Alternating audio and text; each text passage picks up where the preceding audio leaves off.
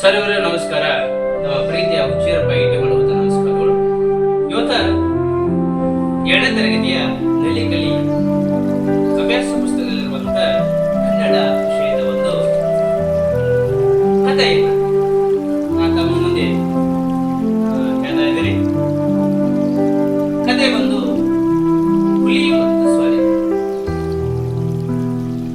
ಹುಲಿ ಒಂದು ಮರದ ಕೆಳಗೆ ಮಲಗಿತ್ತು. ಒಂದು ಸೊಳ್ಳೆ ಹುಡುಗುತ್ತ ಆಗ ಹುಲಿ, ಏ ಸೊಳ್ಳೆ ಇಲ್ಲಿಂದ ಹೋಗೋ ಎಂದಿತ್ತು. ನಾನ್ಯಾಕೆ ಇಲ್ಲಿಂದ ಹೋಗ್ಬೇಕು? ನಾನು ನಿನಗ ಹೆದರುವುದಲ್ಲ ಎಂದಿತ್ತು ಸೊಳ್ಳೆ. ಹೇಳಿ ಹುಲಿಗೆ ಸಿಟ್ಟು. ಸೊಳ್ಳೆಯನ್ನು ಸಾಯಿಸಲು ತನ್ನ ಕಾಲಿನಿಂದ ಹೊಡೆದು ಸೊಳ್ಳೆ ಹಾರಿ ಹೋಯಿತು. ಕಾಲಿನ ಹೊಡೆತ ಹುಲಿಯ ಮುಖದ ಮ್ಯಾಲೆ ಬಿದ್ದು ರಕ್ತ ಬಂತು.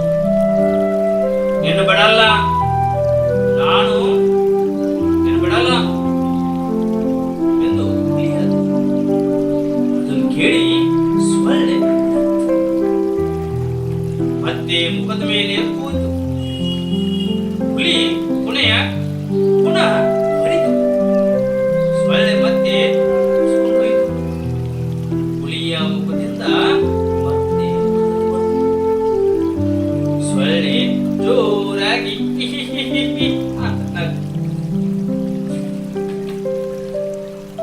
ಸೊಳ್ಳೆಯನ್ನು ಸಾಯಿಸುವುದು ಸಾಧ್ಯ ಇಲ್ಲ ಎಂದು ಹುಲಿಗೆ ತಿಳಿಯಿತು.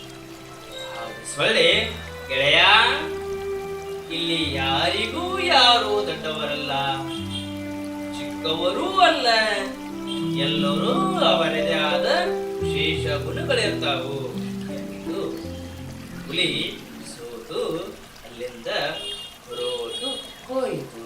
ಇಲ್ಲಿಗೆ ಈ ಕಥೆ ಮುಗಿತು.